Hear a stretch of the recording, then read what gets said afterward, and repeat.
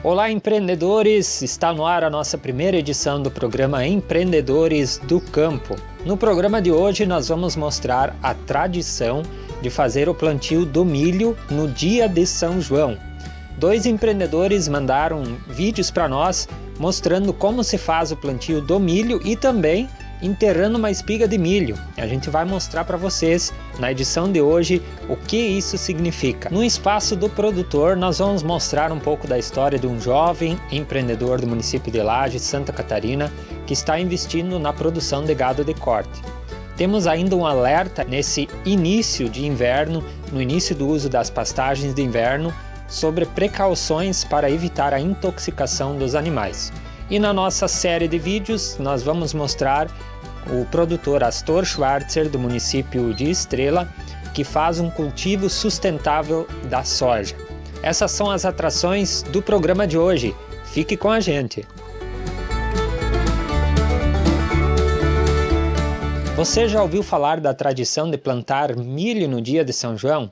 Em alguns lugares essa tradição é levada a sério. Os produtores fazem o plantio do milho e dizem que esse milho não morre da geada.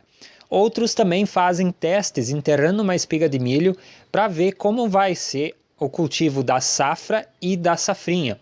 Vamos acompanhar na nossa reportagem. Olá, tudo bem? Hoje é dia 24 de junho e neste dia muitos agricultores costumam plantar uma espiga de milho para saber como vai ser a safra de milho, safra e safrinha. As pessoas costumam plantar o milho enterrando a espiga inteira. Nós aqui em casa temos o costume de enterrar a espiga dessa forma aqui, cavando um buraquinho e a ponta do milho sempre em direção para o sol nascente e a parte de trás do milho sempre em direção ao sol poente. É dessa forma que nós plantamos a espiga de milho. Daí vamos enterrando a espiga, assim, com a terra, deixando ela bem coberta.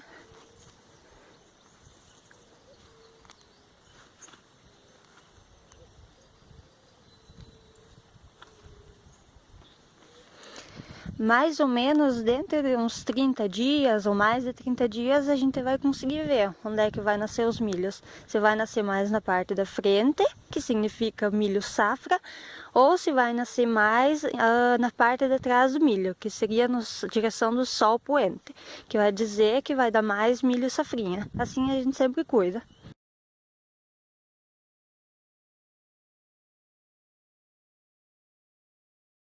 Boa tarde, eu vou plantar aqui agora o milho de São João, aqui na horta, mas é para dizer que eu plantei, é do milho comum, vermelho.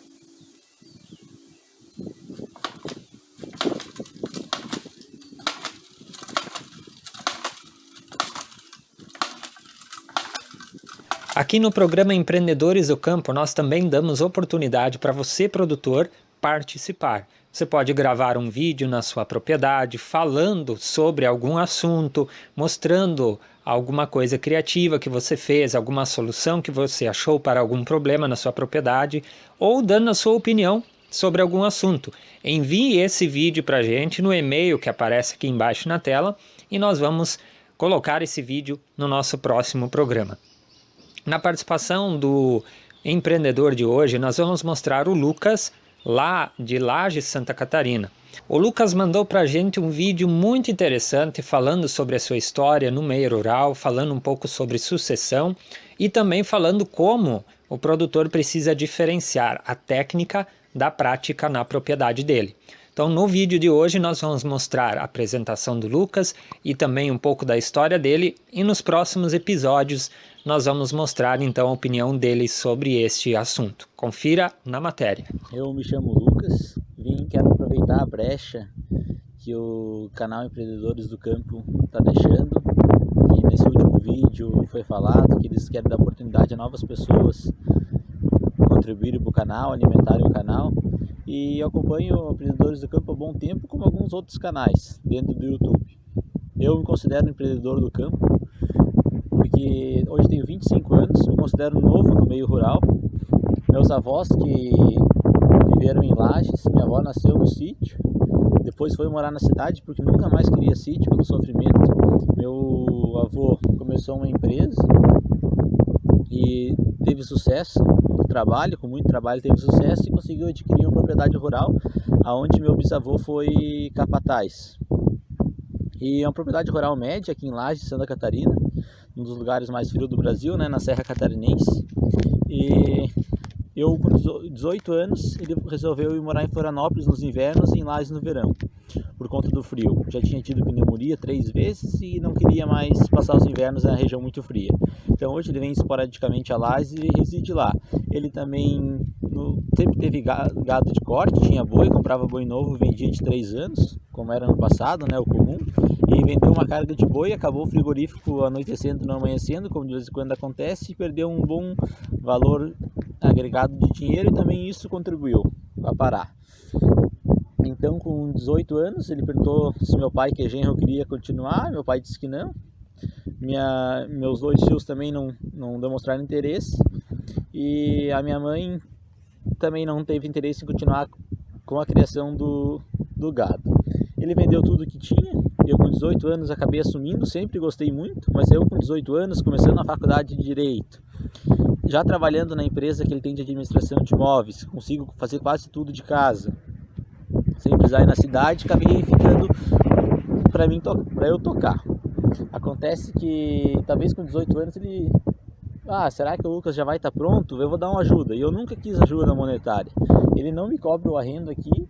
Isso para mim é o mais importante que eu posso ter. Lá atrás eu acredito que eu comecei certo. Talvez se eu tivesse pedido ajuda monetária ou ido em financiamento de banco, eu estaria errado mais do que eu errei. E isso eu considero que se eu começasse hoje, 7 anos de experiência, eu faria muitas coisas diferentes. Mas eu acredito, como acabei não me descapitalizando, não perdendo dinheiro e começando aos pouquinhos, com pouquíssimas vacas, conseguia vender os terneiros, comprava mais um pouquinho de vaca. Vendia os terneiros, comprava mais um pouquinho de vaca. E assim eu comecei hoje 7 anos já na pecuária de corte. Eu venho fazer esse vídeo pelo espaço que eles estão disponibilizando pra gente, mas eu quero falar outra coisa. Eu me apresentei, falei um pouco que eu sou, tenho 25 anos, fiz faculdade de Direito, hoje moro na área rural, já vou na cidade uma vez por mês, olhe lá. Acredito que nasci com a vocação de ser produtor rural, de ser pecuarista em si, mas de amar a terra. A gente vive numa região de campo nativo também em Lages, onde o campo nativo está sendo substituído por soja, por milho, por os arrendos, onde a sucessão familiar é muito complicada. A maioria dos fazendeiros grandes, que aqui é um lugar de grandes fazendas, não consegue sucessão familiar e se obrigam a arrendar os campos para soja, para milho. Você fica lá na tua casa, na cidade, no quintinho, protegido e recebe dinheiro anual ali em soja e milho. Nunca que você fizer a conta, o que você recebe em arrendo de soja e milho, que aqui é uma região que a janela de plantio é muito curta. Nós temos geada em outubro e geadas em abril. Então a janela de plantio é muito curta, 2 safras, impossível de se pensar.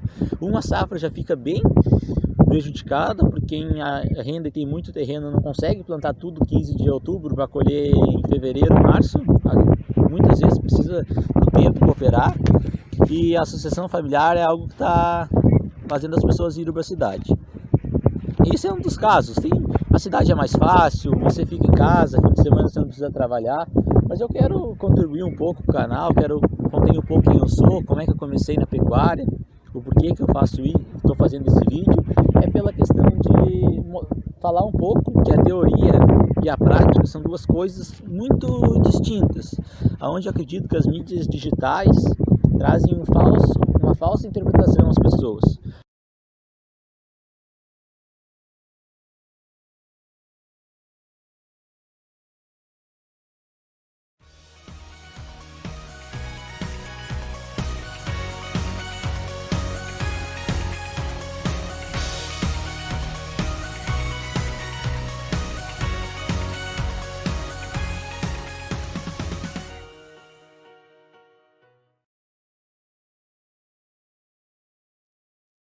O Clube do Leite é a primeira plataforma online dedicada a produtores de leite e produtores de gado de corte que oferece treinamentos, cursos, palestras, videoaulas e materiais que o produtor vai poder utilizar na sua propriedade para melhorar cada vez mais os seus resultados e ajudar no desenvolvimento da atividade.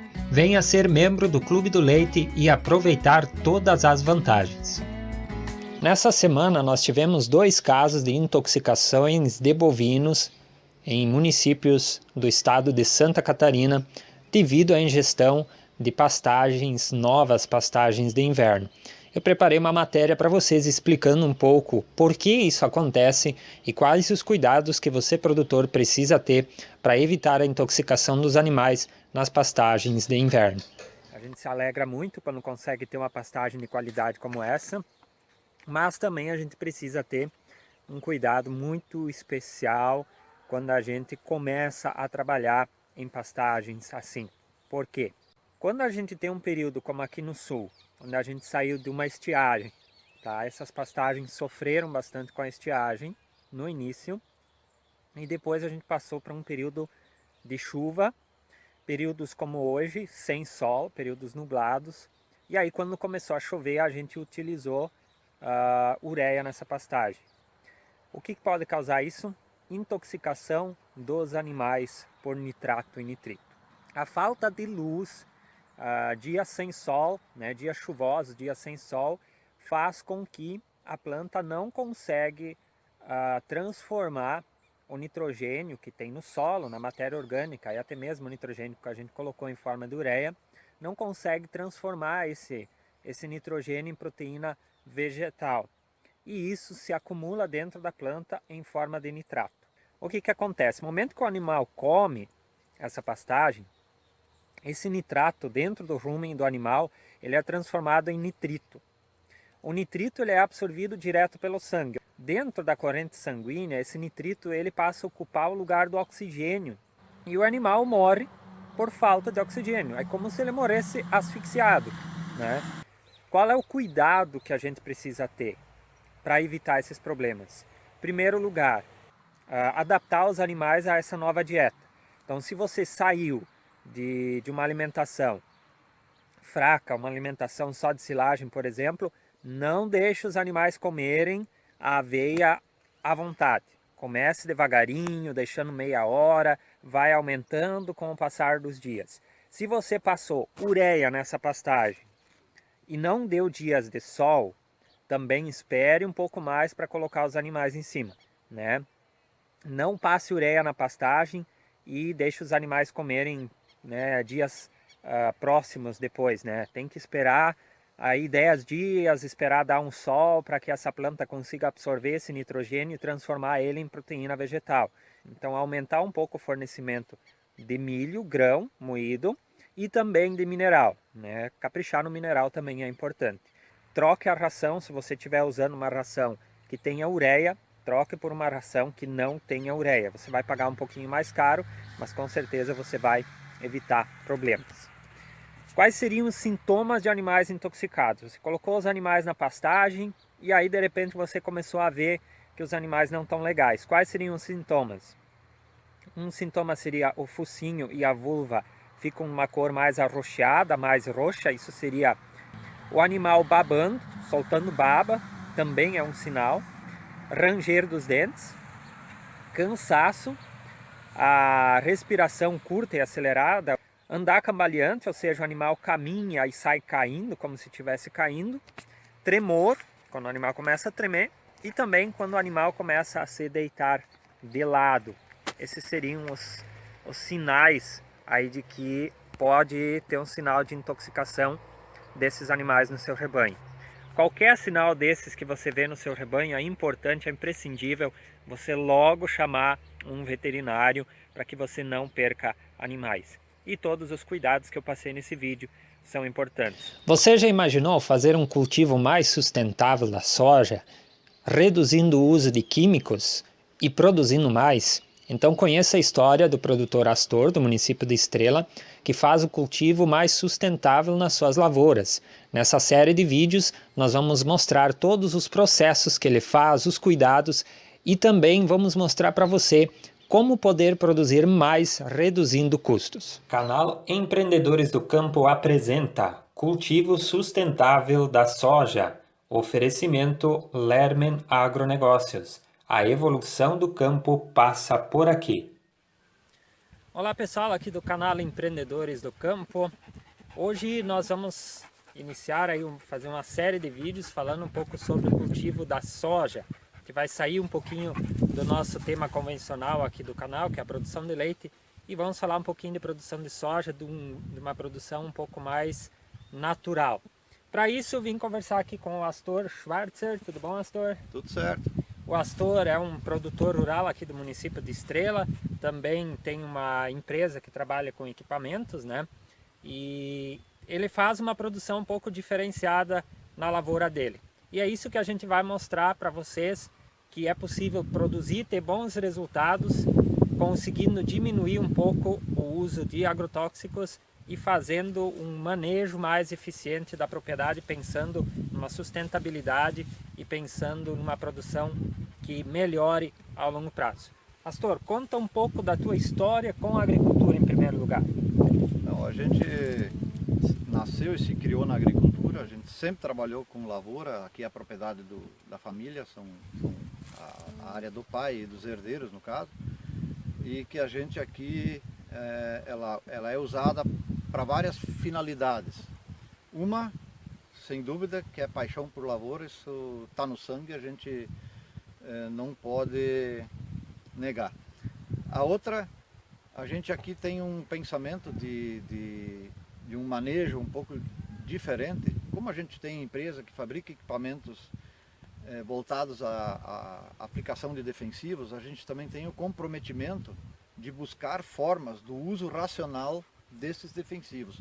E nós aplicamos isto aqui, nesta propriedade, com o uso de recursos em equipamentos e também de produtos para se buscar diminuir o uso de defensivos. Esta propriedade aqui, a gente assumiu ela em 2011, o plantio 2010, 2011, de volta, ela estava 10 anos na mão de arrendatários, e a gente viu a necessidade de retomar a área e fazer um outro tipo de trabalho aqui devido à degradação que ela estava sofrendo pelo uso excessivo de silagem e de mecanização excessiva. Então a gente retomou a propriedade em 2011, estamos fechando 10 anos de novo com o plantio. A gente está trabalhando aqui num manejo sustentável com ensaio de equipamentos que a gente produz na empresa da família, mas ela é tocada de forma comercial. Isso aqui é visando sobra no bolso.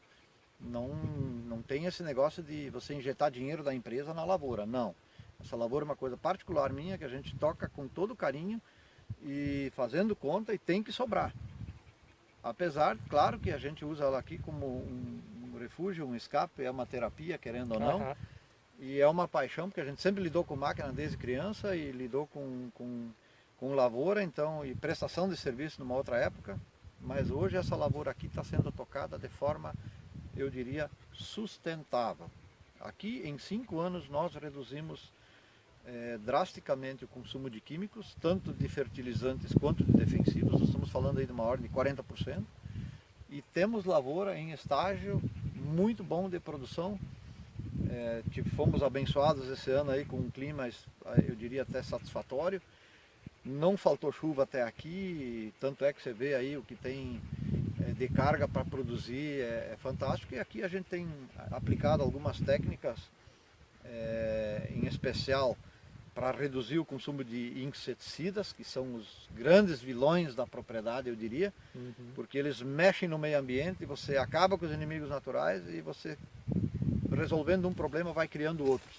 Então essa lavoura aqui, nós temos 7 talhões, são 16 hectares e meio de planta, e desses 7 talhões, nesses 16,5 hectares de planta, nós temos 5 safras já sem uso de inseticida. Só o manejo com produtos repelentes que vão regular a praga que você tem aqui. Muitas vezes você tem ela, mas você tem um inimigo natural aqui que você manteve, que está dando conta do recado. Você mantém todos os inimigos naturais presentes, multiplica eles, na verdade, que a gente tem percebido aqui os últimos 5 anos só cresceu, porque no monitoramento que a gente faz aqui com a batida de pano nessa safra aqui, nós sempre tivemos contagem de predador maior que de praga. Então isso é sinal de que nós somos com o sistema em harmonia, em equilíbrio, e a tão sonhada agricultura sustentável está saindo do papel e vindo para a prática. E dando resultado. E dando resultado. Isso é a grande, eu diria assim, a grande sacada. Nós estamos hoje diante de uma revolução na agricultura. O produtor que não entender que é preciso sair do manejo cômodo do químico e buscar soluções na agricultura sustentável, com multiplicação on-farm, com a inserção de bactérias no teu manejo, porque as bactérias vão trabalhar os insumos que nós temos retidos no solo. Nós, durante os últimos 50 anos, nós abusamos de 3 letras. E essas 3 letras nem sempre foram aproveitadas por causa do pH baixo. Então tem algumas situações aí, por exemplo, com lavouras com pH abaixo de 5,5, 35% fica retido, a planta não consegue pegar, não consegue assimilar. Então no momento que você entra no manejo mais orgânico, entrando com composto, entrando com produção de matéria orgânica, para você ter palha, sombra, que segura umidade, que vai ajudar essa cultura a se manter numa situação crítica de escassez hídrica, que é o que nós tivemos no ano passado, a gente vai ter uma planta que vai aguentar melhor esse tipo de situação.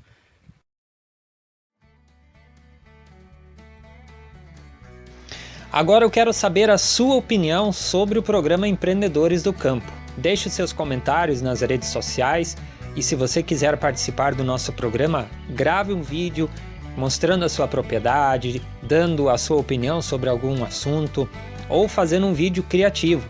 Envie para o e-mail que aparece aqui na tela e o seu vídeo pode estar nos próximos programas do Empreendedores do Campo. Tenham todos uma ótima semana e até o próximo programa.